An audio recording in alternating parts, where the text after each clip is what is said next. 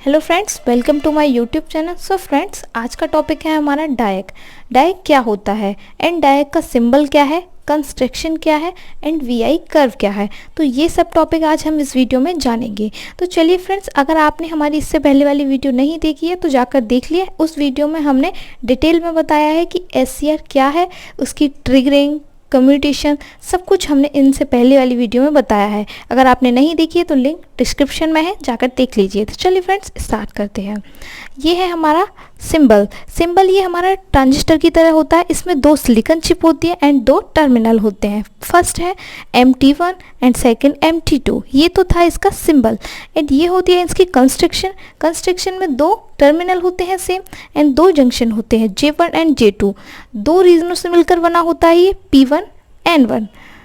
ये है P and ये P, तो ये दो रीजनों के बीच में N रीजन होता है। तो ये तो थी इसकी कंस्ट्रक्टर। तो चलिए फ्रेंड्स, इसकी वर्किंग देख लेते हैं एंड इसकी संरचना देख लेते हैं क्या होती है। तो चलिए, ये है डायक। तो इसकी ये जो संरचना है, इसकी संरचना मैंने इसमें लिख रखी है, आपको आसानी होगी नोट्स बनाने में। तो फ्रेंड्स, अगर आपको नोट्स चाहिए तो आप मुझे कमेंट बॉक्स में लिख सकते हैं, मैं आपको नोट्स भी प्रोवाइड कर दूंगी। तो चलिए फ्रेंड्स, स्टार्ट करते हैं।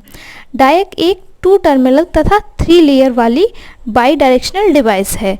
जैसा कि मैंने बताया आपको, इसके 2 टर्मिनल हैं और 3 लेयर हैं।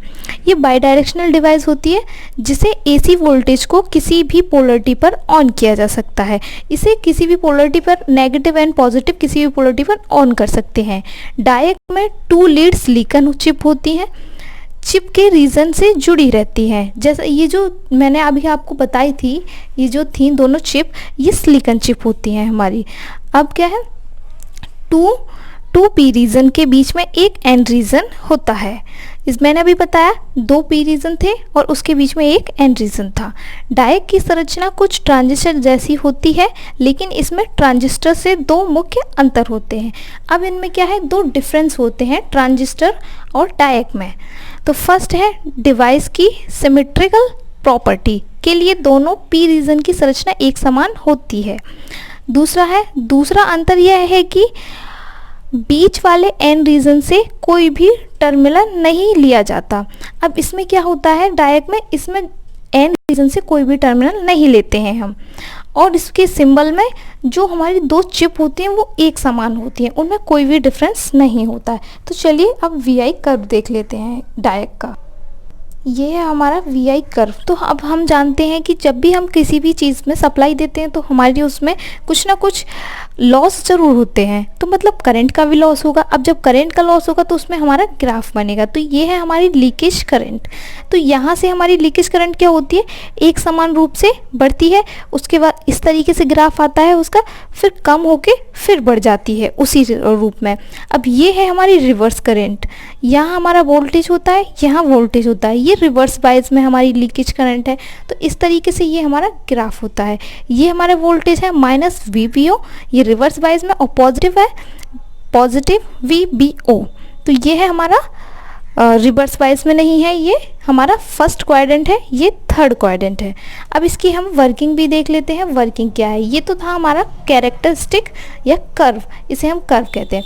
तो देखते हैं, जब डायक के टर्मिनल के बीच पॉजिटिव अथवा नेगेटिव वोल्टेज अप्लाई किए जाते हैं तब डिवाइस में होकर थोड़ी सी लीकेज करंट फ्लो होती है। अब जब हमारी डिवाइस में जब करंट हम अप्लाई करेंगे नेगेटिव करंट, तो थोड़ी सी लीकेज करंट भी फ्लो होगी। यदि अप्लाई वोल्टेज बढ़ाया जाए तो लीकेज करंट का मान उस समय तक बढ़ता है जब तक कि अप्लाई किए गए वोल्टेज का मान ब्रेक ओवर वोल्टेज के बराबर नहीं हो जाता। अब जो हमारा करंट होता है, जो हम वोल्टेज देंगे उस पर, जब तक हमारा उसमें करंट का मान बढ़ेगा तब तक कि हमारा वोल्टेज बराबर नहीं हो जाता, ब्रेक ओवर वोल्टेज हमारा बराबर नहीं हो जाएगा जब तक हमारा लीकेज करंट का मान बढ़ता रहेगा। डायक को मुख्य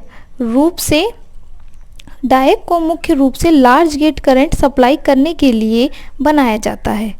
अब डायक क्या होता है, ये हमारा लार्ज गेट करंट सप्लाई करने के लिए बनाया जाता है मुख्य रूप से, जिसके द्वारा डायक को तीव्रता के साथ ऑन ऑफ किया जा सकता है। इसको आसानी से ऑन ऑफ भी कर सकते हैं हम, और आसानी से ऑन ऑफ करने से हमें आसानी भी होती है। तो चलिए फ्रेंड्स, आगे देखते हैं। किया जाता है इसके ब्रेक ओवर वोल्टेज की रेटिंग लगभग 18 से 25 वोल्ट तक होती है। अब इसकी रेटिंग कितनी होती है? 18 से 25 वोल्ट तक होती है तथा पल्स करंट रेट लगभग 2 एम्पियर होती है।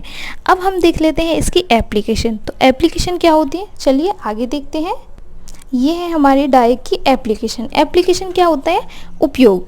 तो ट्रायक की ट्रिगरिंग के लिए किया जाता है। ये डायक का उपयोग कहाँ किया जाता है? ट्रायक को ट्रिगर करने में, टेम्परेचर कंट्रोल करने में। इसके द्वारा हम किसी भी मोटर वगैरह का टेम्परेचर कंट्रोल करते हैं, स्पीड बढ़ाते हैं, तो इस जगह उपयोग किया जाता है। तो टेम्परेचर कंट्रोल करने के लिए, यूनिवर्सल मोटर की स्पीड कंट्रोल करने के लिए किया जाता है। ये तो थी एप्लीकेशन।